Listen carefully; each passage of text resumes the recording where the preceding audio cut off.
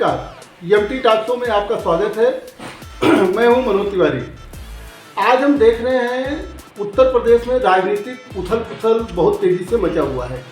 Bharatiya Janata party Samajwadi पर वार कर रही है तो समाजवादी पार्टी भारतीय जनता पार्टी पर पलटवार कर रही है। कोई किसी को कुछ बता रहा है, कोई किसी को कुछ बता रहा है। स्थानीय नेता नगर निगम के चुनाव में व्यस्त हैं तो राष्ट्रीय नेता या प्रदेश स्तर के नेता लोकसभा के चुनाव में व्यस्त हैं। आज हम खाटी समाजवादी पार्टी नेता डॉक्टर मान सिंह जो एमएलसी हैं, आज हम उनसे बातचीत करेंगे और ये जानेंगे कि समाजवादी पार्टी की क्या रणनीति होगी 2024 में और क्या मुद्दे होंगे और किस तरीकों की समस्याओं के लिए वो जो है सदन में अपनी आवाज़ उठाते हैं।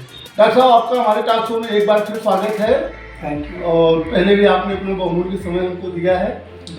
सबसे पहले मेरा सवाल ये रहेगा, उप मुख्यमंत्री केशव प्रसाद मौर्य ने कहा कि सपा के भी प्रत्याशी भाजपा कार्यालय तय होते हैं, सही है कहा? देखिए, ये उप मुख्यमंत्री जी का बड़बोलापन है।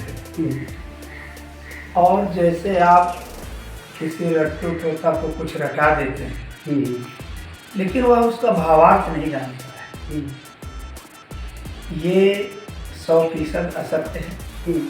समाजवादी पार्टी के राष्ट्रीय अध्यक्ष माननीय अखिलेश यादव जी वो वरिष्ठ नेताओं के साथ मिलकर के अपना प्रत्याशी तय करते हैं। डॉक्टर साहब, मैं ये जानना चाह रहा था कि 2019 में लोकसभा का चुनाव था और समाजवादी पार्टी और बहुजन समाज पार्टी ने गठबंधन किया हुआ था। इतना बड़ा गठबंधन था और आज आपको नहीं लगता कि समाजवादी पार्टी के अध्यक्ष ये बात कहकर कि बसपा का प्रत्याशी भाजपा कार्यालय से तय होता है, बसपा को नाराज करके जाए? देखिए, जाहिर सी बात है कि आज भारतीय जनता पार्टी जो लोकतंत्र के मूल्य हैं, जो परंपराएं हैं, उस पर लड़ करके चुनाव कभी नहीं जीत सकती। और कहीं ना कहीं वह सरकारी मशीनरी का दुरुपयोग करके अब कोई न कोई हथकंडा, अब आप अभी देख लीजिए, जब कोई चुनाव आता है तभी इनकी ईडी और सीबीआई क्यों बाहर आते हैं। इतना लंबा समय रहता है।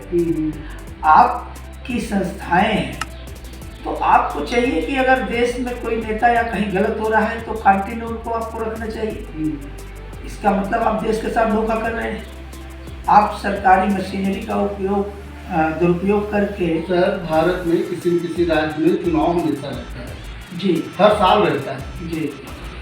तो ये कैसे कहा जा सकता है कि इससे दुरुपयोग होता है? आपको लगता है हो ही रहा है?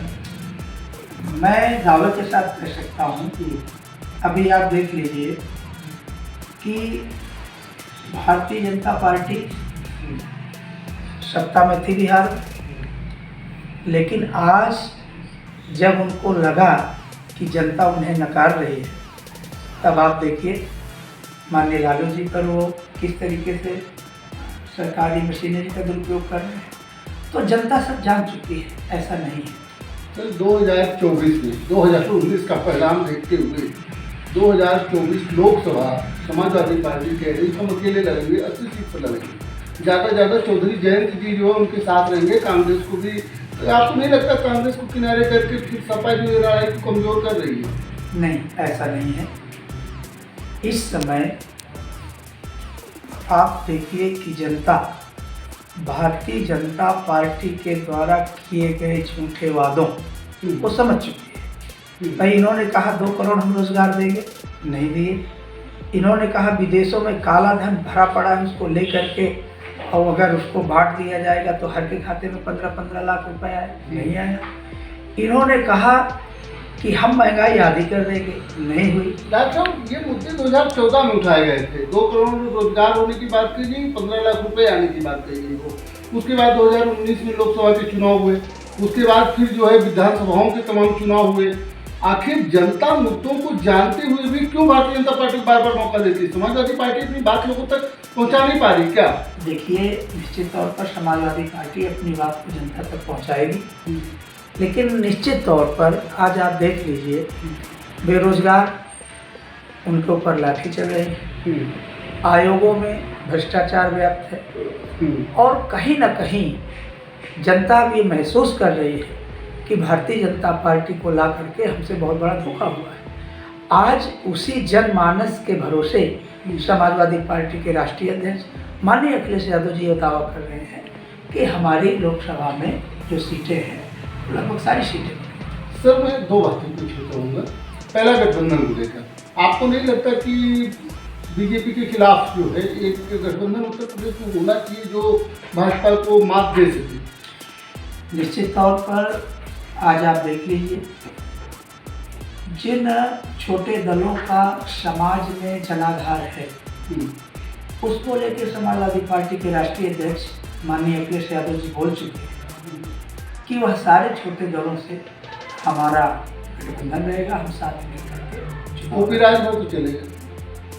मैं ये कह रहा हूँ कि जो गठबंधन में है क्लियर कट माननीय राष्ट्रीय अध्यक्ष जी बोल चुके हैं कि उन छोटे दलों के साथ मिल करके हम भाजपा को शिकस्त दें। सर उत्तर प्रदेश में 80 सीटें हैं, जाहिर सी बात है कि 80 सीटें कोई एक पार्टी टोटल नहीं जीतेगी। 10-5 सीटों को जीत कर केंद्र में तो सरकार नहीं बनाया जा सकता। 2024 में आप समाजवादी पार्टी की भूमिका केंद्र में क्या देखते हैं, किंग मेकर की या किंग की? देखिए मैं पहले भी कह चुका हूँ कि ये कोई एक प्रदेश की बात नहीं हो रही। लोकसभा का चुनाव पूरे देश में होता है और निश्चित तौर पर जिस तरीके से इन्होंने लोकतंत्र की हत्या की है, संविधान के मूल्यों को ख़त्म करने का प्रयास कर रहे हैं, उसको लेकर के पूरे देश के जनमानस भारतीय जनता पार्टी के खिलाफ जनाक्रोश है। तो आप जनाक्रोश को ये नहीं कह सकते कि कौन किंग मेकर की भूमिका में रहेगा, कौन सरकार की भूमिका में रहेगा। इस बार भारतीय जनता पार्टी का जाना तय है, यह मैं नहीं, यह जनमानस। आप समाजवादी पार्टी के बहुत बड़े नेता हैं, आपकी बात सुनी जाती है, क्या अखिलेश यादव जी सीएम पद के दावेदार होंगे? देखिए मैं पहले भी कह चुका हूँ कि अभी जो मेन मुद्दा है वह यह है कि भारतीय जनता पार्टी को कैसे सत्ता से बाहर किया जाए, जिसको लेकर के लगातार समाजवादी पार्टी के राष्ट्रीय अध्यक्ष माननीय अखिलेश यादव जी कैंपेन कर रहे हैं। और उसको लेकर के मैं बार बार कह रहा हूँ कि जितनी बार वो अपना स्टेटमेंट देते हैं हर बार आप देखिए कॉमन बात बोलते हैं कि हमारे छोटे दलों से मिल करके इतना है कि हम भारतीय जनता पार्टी को यहाँ से बाहर का रास्ता दिखा देंगे। अच्छा सर, आपको नहीं लगता कि स्वामी प्रसाद मौर्य जैसे नेता समाजवादी पार्टी का फायदा कम नुकसान ज़्यादा करते? देखिए फायदा नुकसान की बात नहीं है, बात ये है कि समाजवादी पार्टी का जो अपना एजेंडा है, समाजवादी पार्टी के राष्ट्रीय अध्यक्ष माननीय अखिलेश यादव जी के जो गाइडलाइन है उसके आधार पर हम लोग जनता के बीच जाएंगे अपने। अब भाई आप, मैं बार बार कह रहा हूँ कि आप बेरोजगारी का मुद्दा ले लीजिए, भ्रष्टाचार का मुद्दा ले लीजिए, जनता पूरी तरीके से मन बना चुकी है कि भारतीय जनता पार्टी को सर, जब स्वामी प्रसाद मौर्य या समाजवादी पार्टी जब ये अमीरी और गरीबी की बात करें तब तो बात समझ में आती है। तो 85-15 की बात जब कभी कभी कुछ लोग कर देते हैं आपकी में, तो 85-15 है क्या? देखिए आप 15 जब बोलते हैं इसका मतलब किसी जात को टारगेट करते हैं। भाई हमारे पार्टी के राष्ट्रीय अध्यक्ष माननीय अखिलेश यादव जी, आप कभी भी उनका प्रेस कॉन्फ्रेंस या कहीं सभाओं में जब वो बोलते हैं आपने नोटिस किया होगा कि वो किसानों की बात करते हैं, बेरोजगारों की बात करते हैं, भ्रष्टाचार को कैसे दूर किया जाए, प्रदेश को देश को विकास के पथ पर कैसे लाया जाए। रात दिन उनका अध्ययन चिंतन जो भी वर्क है वो जनहित से जुड़े हुए मुद्दों को लेकर के। मैं कहता हूं कि समाजवादी पार्टी के राष्ट्रीय अध्यक्ष आप उनका स्टेटमेंट देख लीजिए और आप उनका कार्यकाल देख लीजिए। वो नहीं बोलते हैं, लेकिन जो छोटे नेता हैं वो ऐसी बात बोलते हैं, जबकि उनकी ये नहीं समझ में आता कि आज पटेल समाज की अगुवाई करने वाले आशीष पटेल भाजपा के साथ हैं, कुशवाहा बहुत बड़े संख्या में जो पिछड़ा वर्ग से आते हैं वो भाजपा के साथ हैं, ओपी राजभर आज भाजपा के साथ जो है जाने को आतुर हैं, और संजय निषाद जो भाजपा के साथ हैं। तो जब समाजवादी पार्टी के छोटे नेता ऐसी बात करते हैं तो उनको नहीं लगता कि जो सपा का बहुत फायदा नहीं कर पा रहे हैं, ऐसे पे रोक नहीं लगना चाहिए? देखिए, एक बात मैं बहुत साफगोई के साथ कहना चाहूँगा कि नेता के जाने से कभी जनमानस नहीं जाया करता। आज आशीष पटेल चले गए हैं तो इसका मतलब ये नहीं कि हमारे समाज के सारे पटेल भारतीय जनता पार्टी में चले गए। ठीक है, या उनका व्यक्तिगत स्वार्थ, व्यक्तिगत लाभ किस चक्कर में भारतीय जनता पार्टी के यहाँ वो डेरा डाले हो मुझे नहीं पता, लेकिन जनमानस भारतीय जनता पार्टी के साथ अब नहीं है। अच्छा सर, 2024 में लोकसभा चुनाव में समाजवादी पार्टी की क्या मुद्दे रहेंगे? निश्चित तौर पर सन 2024 में समाजवादी पार्टी, जो यहाँ भारतीय जनता पार्टी नौजवानों को गुमराह कर रही है, आउटसोर्सिंग, संविदा, ये केवल नौजवानों को गुमराह करके देश को धोखा देने जैसी बात है। और समाजवादी पार्टी के मुद्दे स्पष्ट हैं। किसानों का मुद्दा है, नौजवानों का मुद्दा है।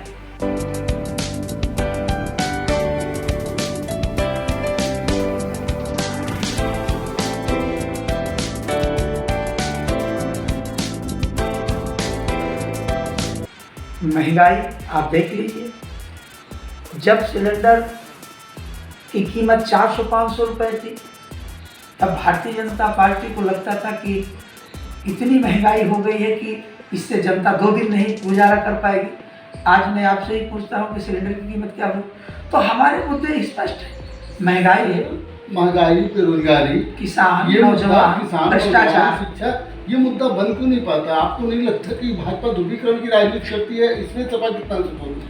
देखिए, भारतीय जनता पार्टी चूँकि धरातल पे कभी कोई काम किया नहीं, सदैव से ही यह जनता को गुमराह करने का काम करते हैं और काठ की हांडी बार बार नहीं चढ़ा करते। अरे 2014-2019 की चढ़ी, 24 में न चलेगी, अब नहीं चलेगी। अब जनमानस इस बात को समझ चुके हैं कि अब भारतीय जनता पार्टी को जब तक सत्ता से बाहर का रास्ता नहीं दिखाया जाएगा तब तक हम न तो संविधान बचा सकते हैं, न समाज बचा सकते हैं, न महंगाई से निजात पा सकते हैं, न हम अपने नौजवानों के हाथ में रोजगार दे सकते हैं, न भ्रष्टाचार।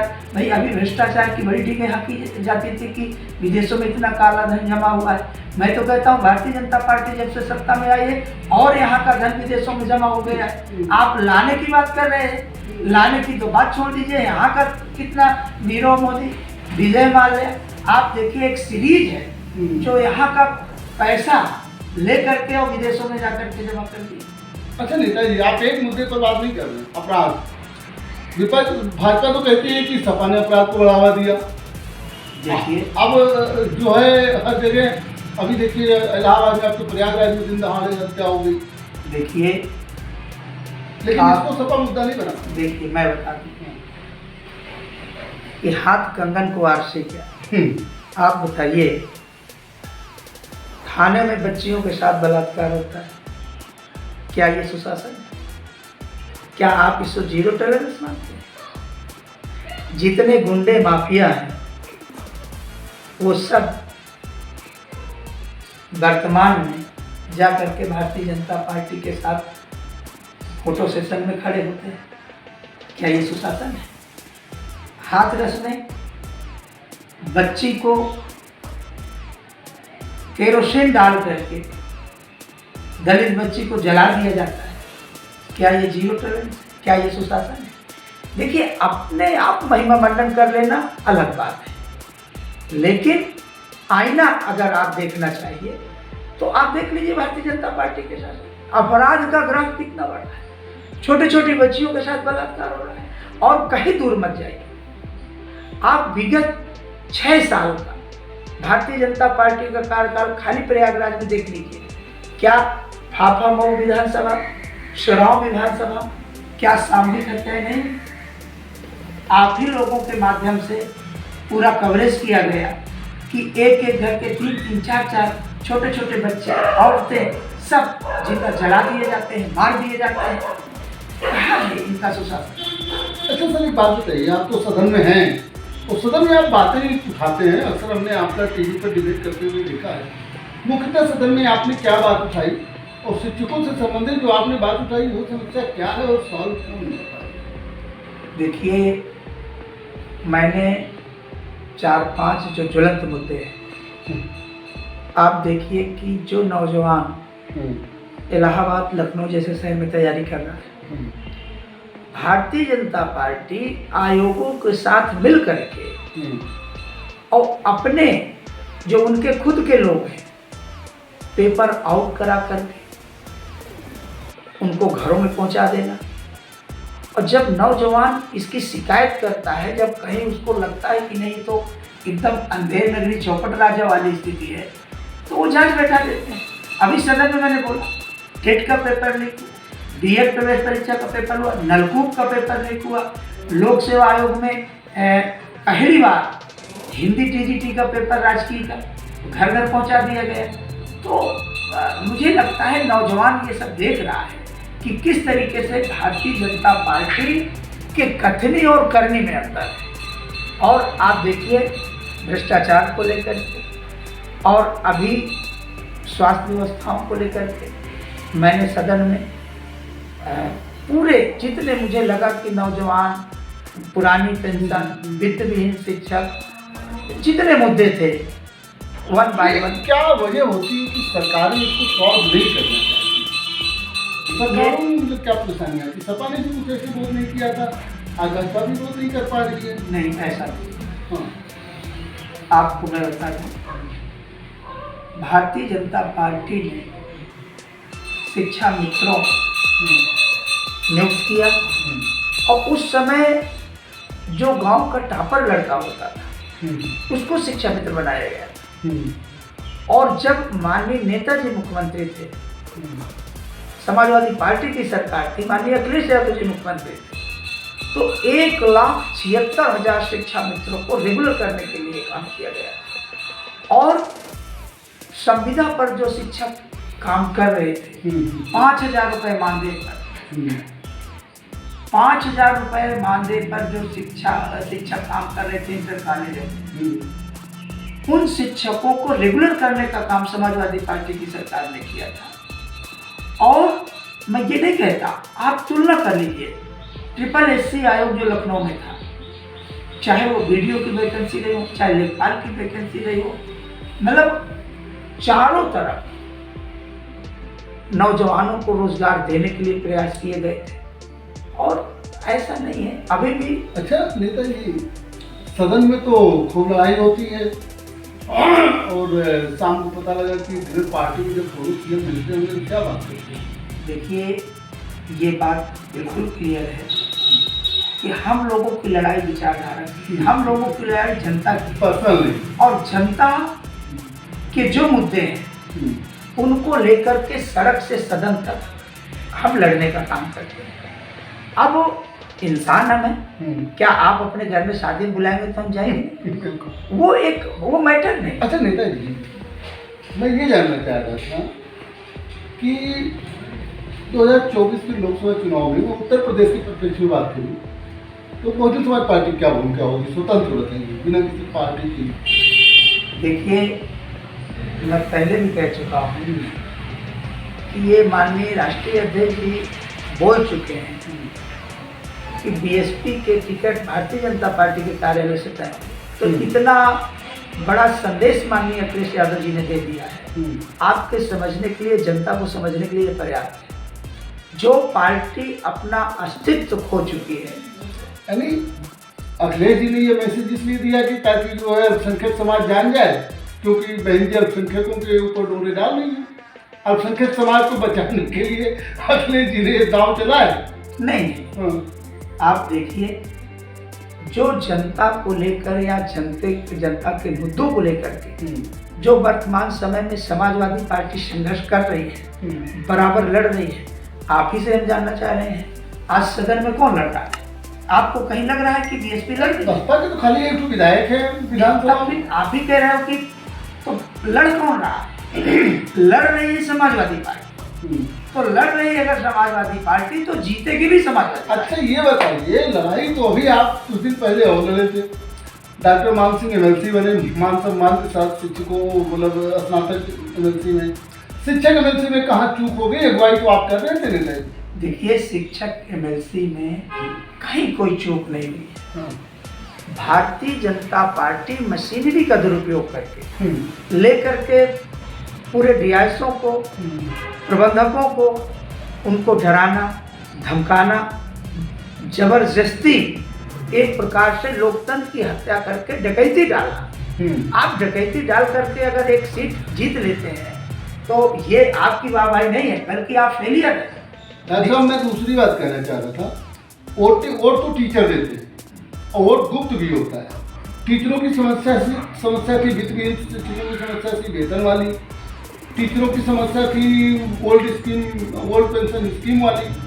अध्यापक जो सबको पढ़ाता है उसकी ये समझ में बात नहीं आई कि हमारी समस्या है कहाँ, भाजपा सॉल्व नहीं कर रही है। देखिए, डराने धमकाने से उन्होंने नोट कर दिया। देखिए, निश्चित तौर पर भारतीय जनता पार्टी प्रबंधकों के माध्यम से, अधिकारियों के माध्यम से ये शिक्षकों के ऊपर दबाव बनाया गया। और वो भी इंसान है, ऐसा नहीं है भाई, हर व्यक्ति सर्विस करता है। यदि अधिकारी ये मन बना ले कि हमें आपको प्रताड़ित करना है, हाँ, तो किसी तरीके से तो आप ये बताइए, आप ही से मैं पूछ रहा हूँ कि आपको हमने आज सस्पेंड कर दिया, आपके बच्चे भूखों मरने लगे, चलिए ठीक है, लड़ाई लड़ेंगे वो शिक्षक, कोर्ट कचहरी होगी, लेकिन कहीं ना कहीं शिक्षक समाज का जागरूक व्यक्ति होता है। वो जानता है कि मेरा काम है पढ़ाना, और जिस समय अधिकारी बराबर मेरे पास 12 बजे रात, 2 बजे रात फोन आते थे कि एमएलसी साहब एसडीएम फला विद्यालय में बैठा है। क्या कहीं आपने देखा है कि चुनाव ऐसे लड़ा जाता है कि जिस समय चुनाव हो उस समय एसडीएम विद्यालय में 12 बजे रात जाता है? कुल मिलाकर के इन्होंने लोकतंत्र की हत्या की है। ये सीट नहीं जीते हैं, इन्होंने लोकतंत्र की हत्या करके इस सीट पे डकैती डाला है। अच्छा डॉक्टर साहब, चलिए मैं थोड़ा सा कुछ सीधा की बात कर लेता हूँ। लोकसभा का चुनाव करीब है, नगर निगम का चुनाव करीब है। अभी समाजवादी पार्टी अपने पूरे जिला अध्यक्ष नहीं घोषित कर पाई है। संगठन ही जब जो है अभी संगठनात्मक संरचना जब तक नहीं होगी तब तक हर वार्ड स्तर पे संगठन कैसे मजबूत होगा, कैसे जो है बूथ स्तर पे संगठन मजबूत होगा, 2 महीना 1 महीना में कैसे हो पाएगा? देखिए, समाजवादी पार्टी के कार्यकर्ता, पदाधिकारी सब वही हैं।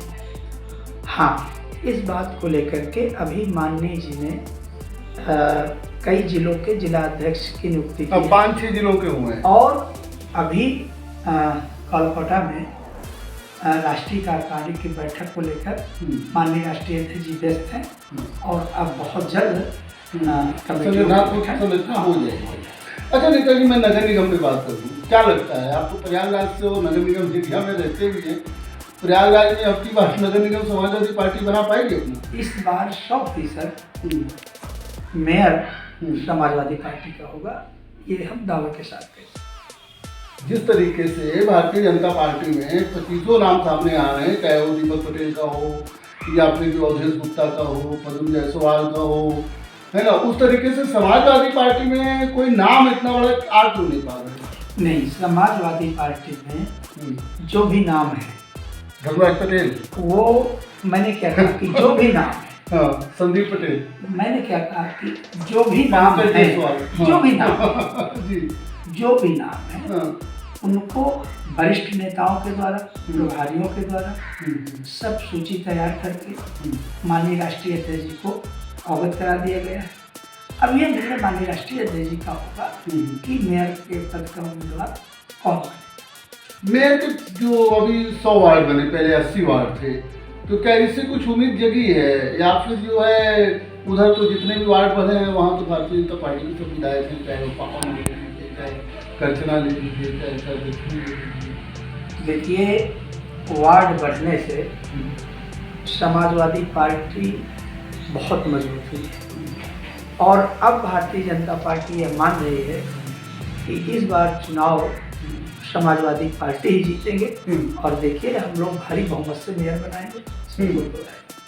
चलिए नेताजी, अब आप जो है प्रदेश की जनता को, प्रयागराज की जनता को, आपको जो है प्रदेश स्तर के नेता हैं, क्या संदेश देना चाहिए?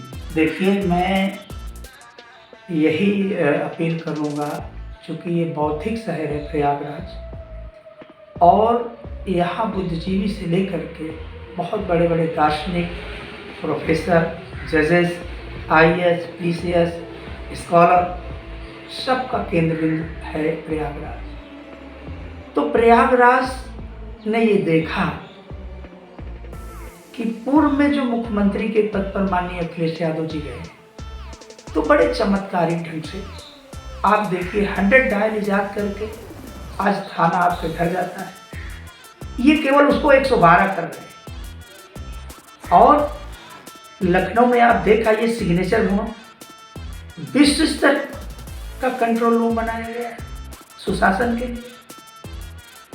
माननीय राष्ट्रीय अध्यक्ष जी लखनऊ से लेकर के आगरा तक का एक्सप्रेसवे मात्र 2 साल में बनाकर तैयार कर दिया। 300 किलोमीटर से बड़ा एक्सप्रेसवे। कैंसर का विश्व स्तरीय चेक गजरिया में लखनऊ में हॉस्पिटल तैयार कराए गए। आप देखिए कि अंतर्राष्ट्रीय स्टेडियम, तो माननीय अखिलेश यादव जी चाहे नौजवान हो, चाहे विकास हो, चाहे महिलाओं की सुरक्षा को लेके 10-90 हो, इन सब कार्यों को जनता अब मूल्यांकन कर रही है कि राष्ट्रीय अध्यक्ष अखिलेश यादव जी वो एक विजनरी चीफ मिनिस्टर रहे। उनके कथनी और करनी में अंतर नहीं। भारतीय जनता पार्टी तो केवल गुमराह करती है। मैं गुमराह इसे मैं सिद्ध भी कर सकता हूँ। शिक्षा मित्र किसकी उपज है? शिक्षा मित्र स्वर्गीय कल्याण सिंह के पीरियड में भर्ती हुई थी। और आज ये बड़े शर्म की बात है, और मुझे कहते हुए अंदर से बहुत पीड़ा होती है कि आज हजारों की संख्या में वह शिक्षक जिसे भगवान का दर्जा दिया जाता है आत्महत्या कर चुके हैं। उनके छोटे छोटे बच्चे अनाथ हो गए। क्या जनता इसको नहीं देख रही? यह भारतीय जनता पार्टी की हठधर्मिता है। उसको जनता जनार्दन से, विकास से कोई लेना देना नहीं। आज ही आप देख लीजिए, जब कोई बात उठती है कुंभ को लेकर के, आज देख लीजिए कि जो बजट 5 रुपए में कोई वस्तु आप विनिमय कर सकते हैं, उसका 5 गुना आप भ्रष्टाचार का कोई ये तो ऑडिट हो रहा है ना। ऑडिट में भी तो होना चाहिए कि आना चाहिए चीजें। जब ये पकड़ में आते हैं और इनको लगता है कि नहीं, अब ये जनता के बीच में हम किसी भी बेपर्दा हो जाए। किसी भी परियोजना का थर्ड पार्टी एग्जामिनेशन भी तो होता है। वो मैं इसीलिए तो कह रहा हूँ, आज ही आप ही के द्वारा हमको पता चला। पेपर आप दैनिक जागरण देखिए, आप दैनिक जागरण देखिए, और मैं नहीं, आप देखिए माननीय हाई कोर्ट ने एक बार नहीं 3 बार टिप्पणी कर चुके कि जो इनका गंगा क्लीन मिशन है वो अब पैसा बांटने की मशीन हो गई। अब आप ये बताइए, अगर हम ठीक है, हम नेता हैं, बोल दिए, आप कितना उसमें भरोसा करते हैं मैं नहीं जानता, लेकिन माननीय न्यायालय ने कहा कि भारतीय जनता पार्टी के राज में जो ये गंगा मिशन को लेकर के जो ये भ्रष्टाचार का मिशन फैला रहे हैं, कि मैं नहीं कह रहा हूँ। आप क्या उम्मीद करते हैं 2024 में सपा जो है लोकसभा में कैसा प्रदर्शन करेगी? निश्चित तौर पर 2024 में सपा बहुत अच्छा प्रदर्शन करेगी, और भारतीय जनता पार्टी का इस बार जाना तय है। ये जनता जनार्दन की आवाज़ है, इसमें कोई दो राय नहीं। चलिए विधायक जी, एक बार आपने फिर मौका दिया, इसके लिए आपको धन्यवाद। आगे भी हम आपसे बातचीत करेंगे। बहुत आभार। जैसा कि आपने देखा, हमारे साथ समाजवादी पार्टी के युवा वरिष्ठ नेता विधायक डॉक्टर मान सिंह यादव जी थे। डॉक्टर मान सिंह यादव जी ने कहा कि भारतीय जनता पार्टी हमेशा सत्ता का दुरुपयोग करती है और चुनाव के समय ही सरकारी मशीनरियों का दुरुपयोग करती है। आज भारतीय जनता पार्टी किसी को रोजगार नहीं दे सकती है, महंगाई नहीं कम कर सकती है, लेकिन समाजवादी पार्टी इसलिए जनता की लड़ाई सड़क से सदन तक लड़ने का काम करती है। आगे भी हम डॉक्टर मान सिंह से आपको मुलाकात करवाते रहेंगे। डीजे मनोज तिवारी की इजाजत। देखते रहिए मनोज तिवारी टॉक शो। धन्यवाद।